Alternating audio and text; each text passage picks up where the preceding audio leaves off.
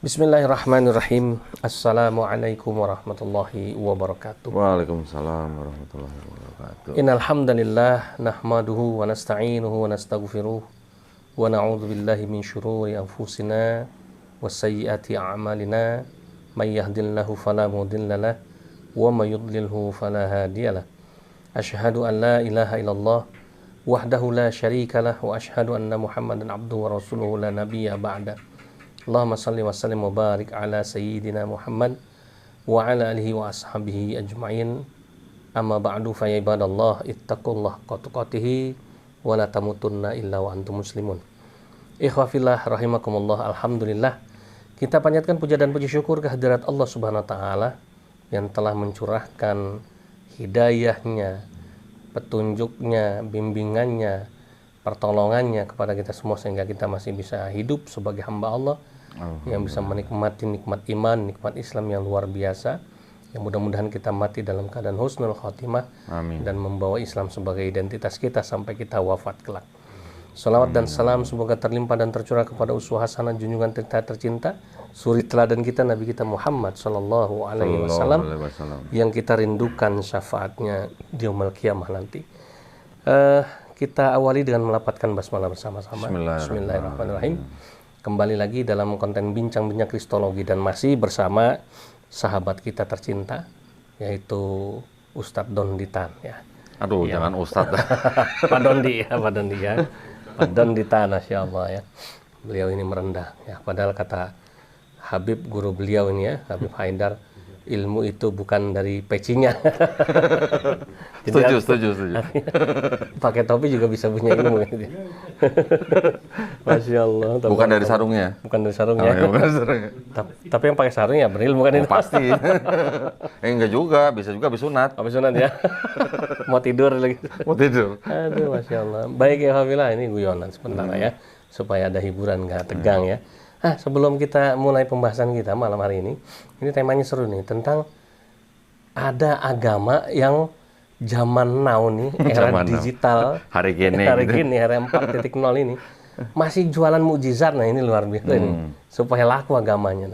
Nah sebelum kita mulai, jangan lupa yang belum subscribe channel LSK Al Hadid, silakan langsung di subscribe, like, komen, dan pencet tombol loncengnya. Dan jangan lupa, Pak Dondi juga punya channel ya, yang sudah cukup terkenal juga. Nama channelnya adalah channel Donditan. Nah, silakan juga di subscribe, di like, di komen yang positif, dan jangan lupa pencet tombol lonceng untuk mendapatkan notifikasi video-video terbaru, teraktual, yang menarik, yang luar biasa dari beliau ya. Baik, kita sapa dulu. Assalamualaikum Pak Dondi. Waalaikumsalam warahmatullahi wabarakatuh. Ya Alhamdulillah, ini fenomena agama di akhir zaman ini yang masih jualan mukjizat, kita tahu lah ya. Ini adalah saudara-saudara kita, tetangga sebelah kita ini ya, yang sampai sekarang di jalanan ya jualan mukjizat ini ya, melakukan healing ya, di di aula-aula pertemuan dia bikin acara retreat ya, di tempat-tempat terbuka, di gedung-gedung, bahkan di gor ya, atau di tempat di lapangan bola ini ya, dimanapun dia bikin acara-acara penyembuhan ilahi dan sebagainya, dengan mengirimkan sales gereja terbaik mereka ya, yang buta bisa melihat, yang tuli bisa mendengar, yang lumpuh bisa berjalan gitu ya. Pakai bahasa roh lagi. Pakai bahasa roh lagi kan, luar biasa nih. Nah ini kok masih laku sebetulnya ya? Ini kan kalau kita bicara dari sisi teori marketing, apakah masih marketable pertama kan ya? Kemudian apakah ini termasuk dalam teori ekonomi itu supply and demand gitu ya, kan gitu ya. Emangnya ada yang mau beli kan gitu ya? Masih ada kan yang masih mau tertarik dengan model-model begini? Masih ada. Ya, silakan coba. Masih ada. Ya, tapi itu segmennya beda. Gitu segmennya ada tersendiri lah. Orang-orang yang masih bisa menerima hal-hal seperti itu gitulah. Sasarannya kan udah jelas nih sebetulnya. Sasarannya itu biasanya orang-orang yang ya mungkin pendidikannya agak rendah ya, mungkin yang ekonominya lemah gitu ya. Jadi mereka tidak memikirkan secara logika gitu ya. Memang yang namanya mukjizat itu ya di luar logika ya. Umat Islam juga percaya dengan mukjizat. Kita punya mukjizat yang paling akbar kalau menurut saya, paling besar, yaitu ya. Al-Quran ya, di mana Al-Quran itu adalah mukjizat yang terbesar yang apa namanya sampai hari kiamat gitu kan. Iya. Nah, kalau mungkin kalau Ustadz Yusuf pernah apa namanya pernah sedikit istilahnya flashback gitulah ya. Kenapa sih kok mereka kok mengedepankan yang namanya mukjizat gitu kan? Ya karena di Bible-nya sendiri tuh banyak cerita-cerita mengenai mukjizat gitu. Nah, kalau kita apa namanya amati juga, memang apa namanya Yesus Kristus atau Nabi Isa Al-Masih ya yang kita tahu hidup pada zaman mukjizat, gitu ya. Banyak memang istilahnya tanda-tanda yang di luar akal manusia. Tapi jangan lupa Yesus Kristus atau Isa Al-Masih juga membuat mukjizat itu atas izin Allah Subhanahu wa taala gitu ya. Semua mukjizat yang dia buat pasti dia minta dulu gitu. Dia doa dulu gitu. Bukan kehendakku yang terjadi. Ya, membangkitkan orang mati juga dengan mengusap. Atas izin Allah Subhanahu wa taala bangkit gitu kan. Tetapi apakah kalau hanya istilahnya Yesus Kristus itu diizinkan Allah Subhanahu wa taala untuk membuat mukjizat, apakah itu menjadi landasan untuk dia bisa dianggap menjadi Tuhan? Nah, itu juga perlu dipikirkan ya. Nabi-nabi yang lain sebelum Nabi Isa juga banyak yang bikin mukjizat kan. Bahkan Nabi Musa lebih hebat lagi, laut bisa dibelah gitu kan. Nah, cuma pakai tongkat. Nah, kalau kita lihat lagi ceritanya di zaman Nabi Musa alaihissalam, zaman itu yang terkenal apa? Sihir.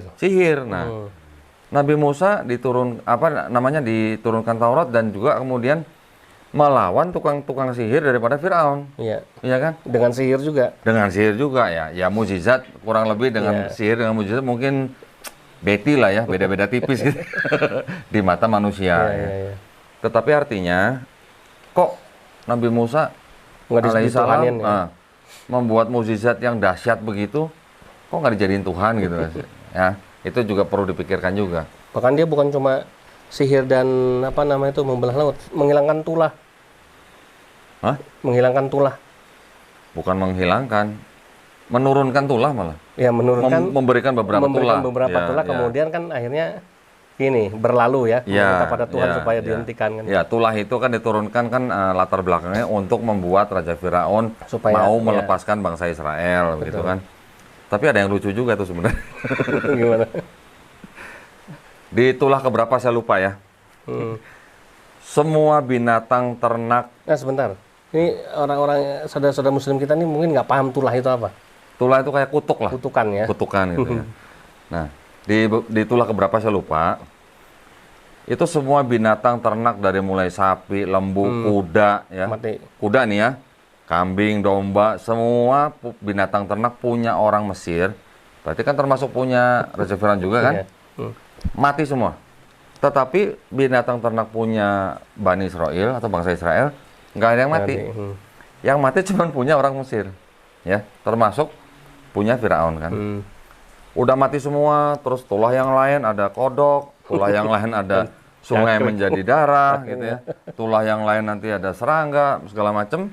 Tetap Raja Firaun tidak mau melepaskan sampai akhirnya anak laki-laki yang sulung daripada semua bangsa Mesir mati juga. Baru dilepas bangsa Israelnya. Lucunya setelah dilepas, ini kan bangsa Israel kan pergi nih, keluar. Diperkirakan kurang lebih 600.000 lah ya orang. Sudah keluar, pas sudah dekat dengan laut yang mau dibelah oleh Nabi Musa alaihissalam. Ini Firaun ngejar nih Raja Firaun nih. Raja Firaun ngejar dengan pasukannya. Betul. Pakai kuda. Kok masih hidup kudanya? Padahal kemarin udah mati. Itu kuda siapa gitu? Ketinggalan. Nah itu mungkin penulisnya lupa gitu ya, atau gimana lah kata ceritanya gitu. Nah tapi maksud saya kan kayak gitu gimana ya? Itu kitab suci apa bukan gitu maksud saya?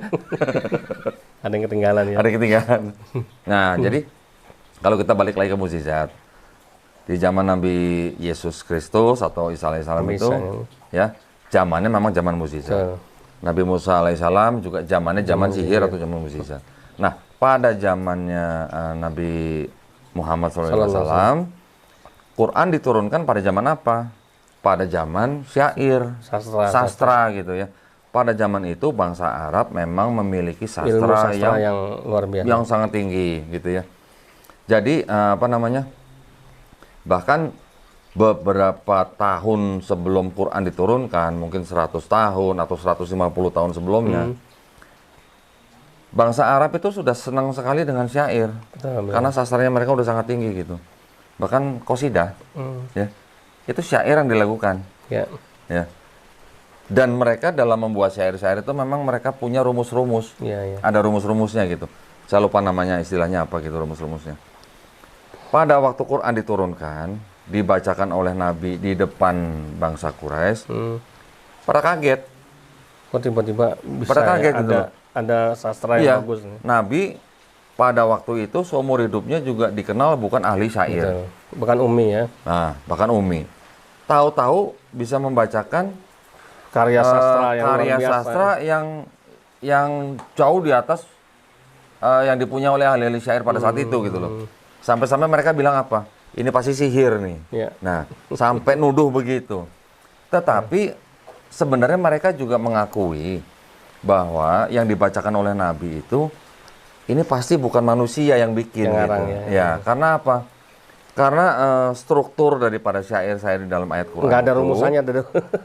ya, jauh melebihi rumus-rumus yang dimiliki oleh bangsa Quraisy pada saat itu gitu loh. Iya. Nah, itulah mukjizat yang terbesar yang diturunkan Allah Subhanahu wa taala melalui Nabi Muhammad SAW. Ya, selain ada juga mujizat-mujizat yang lain ini ya. Memang. Kecil. Memang ya kalau di dalam Quran tidak banyak menceritakan mukjizat seperti di zaman Nabi Isa alaihissalam. Ya, mukjizat yang yang pernah diceritakan di di dalam Quran mungkin hanya beberapa ya kita tahu. Tetapi di luar daripada Quran kan juga ada hadis atau misalnya sirah nabawi yang menceritakan tentang mukjizat-mukjizat yang dilakukan oleh Nabi Muhammad SAW atas izin Allah Subhanahu wa taala juga kan. Jadi sebenarnya posisinya sama. Nabi Isa alaihissalam membuat mukjizat atas izin Allah Subhanahu wa taala, begitu juga Nabi Muhammad SAW. Gitu loh. Jadi kalau buat kita yang muslim yang istilahnya kita tahu Islam dengan cukup komprehensif, kita nggak akan kaget kalau ngelihat yang betul. Ya, trik atau cara-cara mereka menjual agama dengan entertainnya ini ya. mujizat-mujizat seperti itu gitu lah. Dan belum tentu juga mujizat-mujizat itu sebenarnya benar terjadi gitu lah. Banyak video-video yang di barat itu yang memperlihatkan mujizat-mujizat ada itu trik settingan. Betul. Sekarang logikanya gini aja. Kalau memang benar mujizat itu benar-benar terjadi,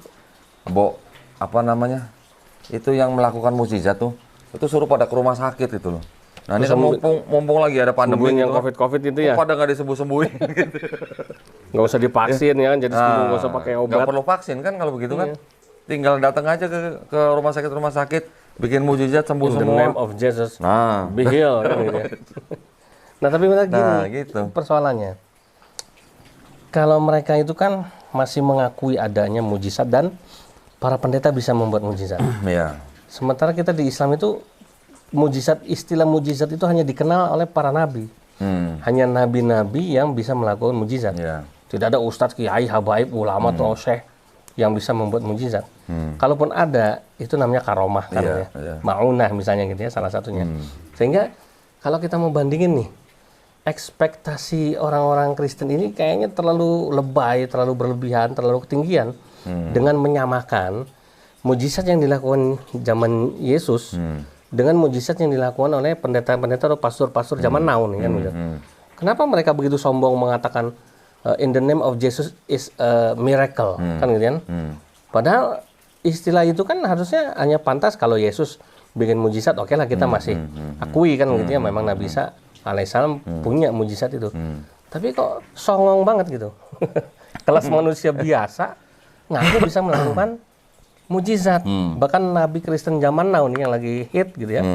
Ketika ditanya emang mujizat ente apa? Dia bilang apa? Saya melawan santet. Ya saya beberapa kali melawan santet dan saya menang. Kalau di Islam itu mah kecil. Itu bukan mujizat itu. Ya. Banyak di kita ya para ahli-ahli spiritual dalam Islam yang bisa melakukan apa yang dilakukan oleh orang Kristen dengan lebih hebat lagi. Ya, ya. Sakit gigi datang, ya, disedot bisa keluar itu, ulet-uletnya sembuh, ya kan, digigit ular, ya, disedot bisa sembuh, ibarat gitu, ya. Macam-macam apa pengobatan yang bisa dilakukan oleh Pak Haji, tabib-tabib, ya kan, atau apa namanya para praktisi supranatural dalam Islam. Yang lebih hebat lagi daripada mereka, tulang patah. Coba ke Sangkal Putung itu, ke Pak Haji, Ali Cimande, kan gitu. Bisa lurus lagi, hanya dengan modal Bismillahirrahmanirrahim, kun fayakun. Luar apa bisa? Kun fayakun? Ya, misalnya gitu kan. Ada ustadz yang di TV yang begitu pakai kun fayakun. Iya, makanya itu. Nggak usah disebut ini namanya. Kan, gitu. Jadi, tapi sehebat apapun di Islam, mereka nggak berani nyebut itu mujizat. Ya, kenapa? Tahu diri. Kan tahu diri kan gitu. Nah, itu ya. Ya gimana Pak Doni? Ya gimana ya? Kan gini ya. Kalau sebuah agama yang benar, kan sebenarnya bukan berdasarkan mukjizat. Itu, betul. Ya. Sekarang kalau Ustadz tadi bilang mereka jual agama dengan mukjizat seperti itu, yang kebenarannya ya boleh dipertanyakan ya. Seperti tadi saya bilang, kenapa mereka nggak ke rumah sakit nyembuhin orang-orang gitu ya. Kita di Islam berdakwah itu dengan mukjizat yang jauh lebih besar dari mereka. Dengan Quran, itu udah mukjizat sebenarnya. Kalau benar-benar dipelajarin, maksud saya. Ya. Kalau cuman hanya menjadi bacaan, mungkin yang baca tidak menganggap ini sebagai mukjizat. Tetapi kalau yang mempelajari isi Quran, apa saja di dalamnya yang sudah banyak sekali bukti ya, yang membuktikan bahkan bukan dari kalangan Muslim, bahkan dari orang-orang kafir, membuktikan isi Quran gitu, dari mungkin sains ya, dari mungkin yang lain lagi, banyak sekali sebenarnya. Di Quran sendiri itu kurang lebih ada 1000 ayat yang berkenaan dengan sains. Ya, saya mengutip pernyataan Dr. Zakir Naik nih. Kurang lebih ada 1000 ayat yang berkenaan dengan sains, di mana kurang lebih 80% itu sudah terbukti benar. Masya Allah. Menurut sains. Ya. Dan itu bukan cuma yang Muslim yang membuktikan loh. Ya, yang membuktikan bukan Muslim loh, yang membuktikan justru orang-orang di luar Islam ya. Yang 20% belum terbukti salah, tapi juga belum terbukti benar. Ya. Insya Allah. Perlu waktu. Nah, entah zaman itu belum tahun habis. depan, entah itu 10 tahun, entah 100 tahun. Iya. Ya, walau misal. Inilah mujizat Al-Quran kan gitu. Itu. Kalau udah habis 100% selesai dong. Selesai. Kan gitu. Atau mungkin gini, Pak Dondi. Karena mereka ini tidak punya cara ya kan untuk membuktikan kebenaran agama mereka, baik dari sisi teologisnya, sejarahnya, kitab sucinya, yang penuh dengan segala macam kelemahan. Akhirnya cara satu-satunya cara yang paling gampang untuk memikat orang ya dengan cara ini kan gitu. Kan nah gitu. itu tadi yang kita kembali lagi tadi yang awal ya. Mereka tujukan itu kan kepada segmen tertentu orang betul. Ya. Segmen ini kan yang mereka sasar ini kan adalah orang-orang yang mungkin ya gampang percaya dengan hal-hal yang apa namanya di luar logika gitu loh. Nah, bukan saya bilang orang Islam tidak menggunakan logikanya, tetapi maksud saya yang mengesampingkan terus dia lebih mudah percaya hal-hal seperti itu. Terus kemudian di belakangnya juga ada iming-iming. Iming-imingnya itu kan yang penting sebenarnya, bukan mujizatnya gitu loh. Kira-kira gitu ta. Ya itu deh, makanya kan tentu kita alhamdulillah kita bersyukur pada Allah Subhanahu wa taala bahwa memang Islam itu landasan dari kebenaran Islam itu sudah kokoh, sudah dibangun sama Allah sebegitu kuat.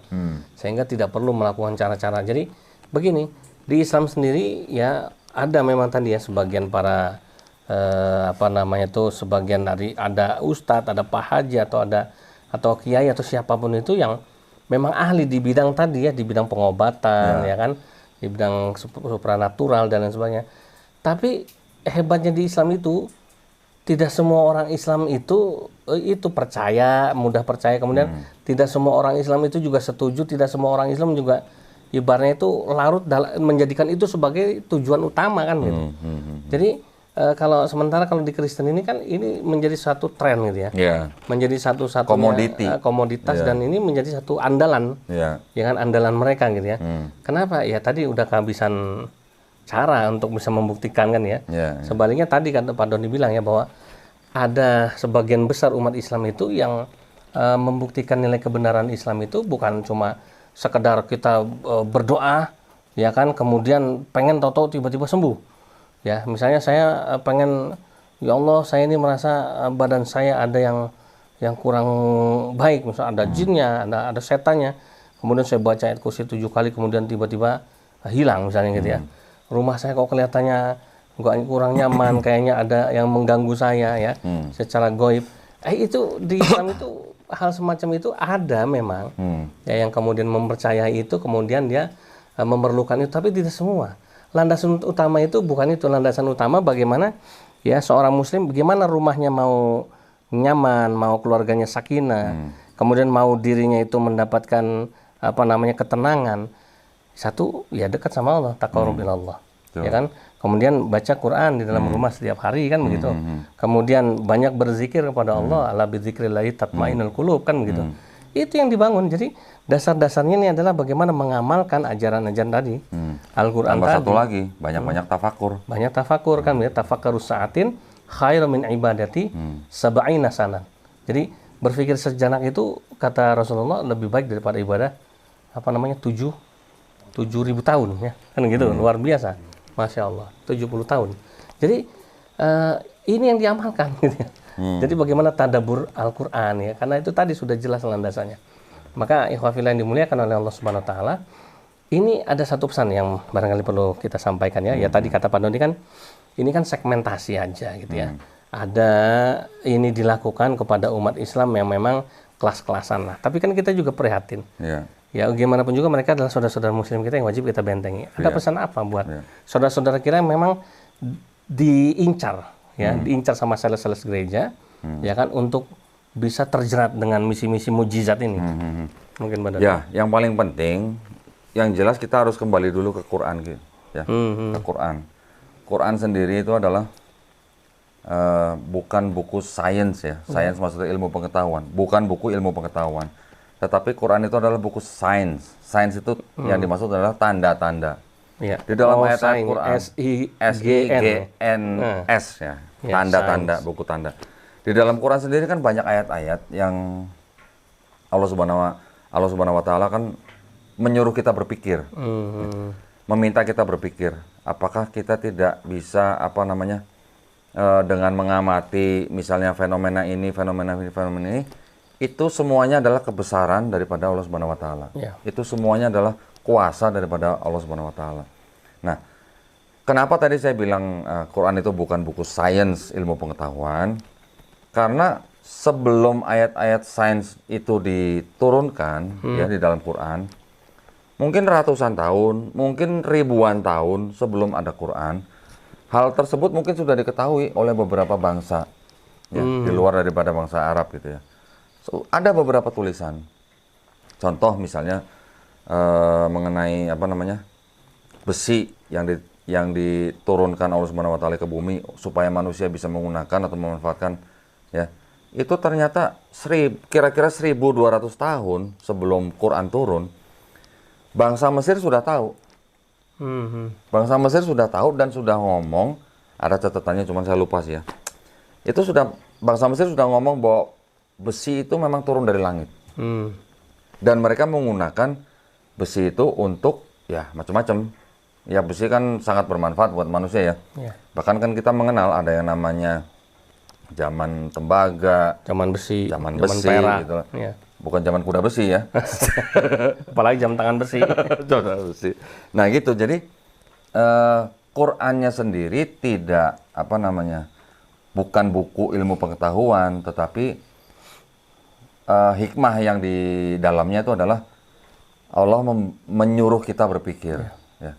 Allah minta kita untuk mengamati semua yang ada di bumi, di alam semesta ini, itu semuanya adalah hanya kuasa Allah Subhanahu wa taala. Iya. Gitu loh.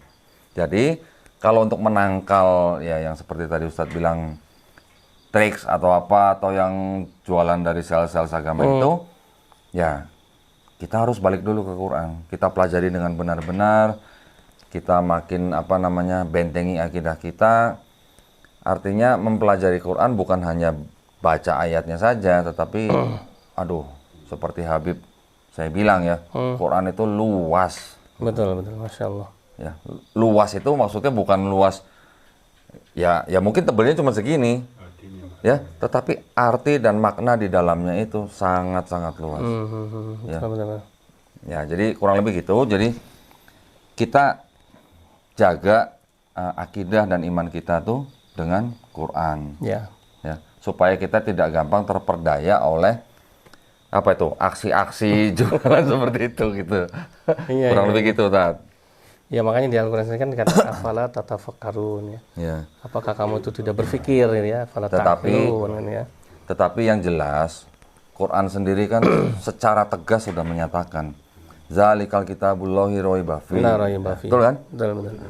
Nah, jadi kita harus yakin bahwa di dalam Quran itu tidak ada keraguan di dalamnya. Ya, gitu. dan tidak boleh ragu-ragu. Ya, dan tidak boleh ragu. Karena apa? Dengan pernyataan yang berani seperti itu, Fala takunanna minal mumtarin. Quran sudah membuktikan gitu loh. Yang tadi saya bilang, sudah terbukti kurang lebih 80% daripada ayat-ayat mengenai sains gitu. Nah, selebihnya ya itulah apa namanya? Iman, pencarian kita, pencarian umat manusia gitu ya. Sehingga apa artinya maksudnya gini, dengan 80% itu tadi, kita sebagai manusia yang punya ilmu mungkin hanya setetes air di lautan gitu ya. Ya harusnya kita ya percaya dengan tidak ada ragu-ragunya gitu loh. Nah, sekarang kalau ngeliatin dari aksi-aksi begitu, nanti dulu lah, pelajari dikit dulu lah. Jangan langsung percaya gitu ya. Betul. Artinya aksi-aksi seperti itu kan kita juga bisa lihat di pasar. Iya, itu debus tadi lah, gampang. apalah gitu. Kalau di Islam itu permainan apa ya? Dibilang misalnya contoh ya, ini hanya satu entertain saja. Ya kan misalnya hanya sekedar jadi apa namanya menjadikan satu mediator atau mediumisasi kemasukan apa namanya tuh Lucifer atau kemasukan apa bol jebol. Namanya apa? Apa? Bol jebol namanya. Apa jebol-jebol? Itu setannya dalam Kristen. Ada Lucifer, ada Baal, ada bol jebol. Bol jebol. Hah? Tahu bol jebol. Balzebul. Oh, Balzebul. Salah ngomong ini. Oh, bol jebol. Dewa itu dewa. Makanya ya. Itu semua gampang, ilmu kehadiran gitu ya, Windu bisa menerawang dan sebagainya. Itu di dunia Islam itu ya itu hanya hiburan ya. Tadi debus tadi ya. Bukan satu bagian dari keimanan, bukan ya. Aduh ya Allah, ya alhamdulillah kita bersyukur pada Allah. Mudah-mudahan kajian kita bincang-bincang kristologi kita kali ini memberi manfaat nih ya. Dan jangan lupa, ayo segera bergabung menjadi subscriber channelnya Pak Donditan. Ingat nama channelnya Donditan. Ya subscribe, like, komen, dan pencet tombol loncengnya juga channel LSK, jangan lupa ya. Nah, kemudian ada lagi closing statement Pak Dondi, silakan buat. Itu aja cukup lah. Cukup ya. Oke, alhamdulillah, terima kasih banyak nih. Semakin seru kalau memang kita bahas-bahas macam-macam ini ya. Mudah-mudahan bincang-bincang kristologi memberi manfaat. Dan mohon maaf lahir batin apabila ada kata-kata dari kami berdua yang salah. Kami akhiri dengan membaca doa penutup majelis. Subhanakallahumma rabbana wa bihamdika asyhadu an la ilaha illa anta astaghfiruka wa atubu ilaik. Assalamualaikum warahmatullahi wabarakatuh. Waalaikumsalam warahmatullahi wabarakatuh.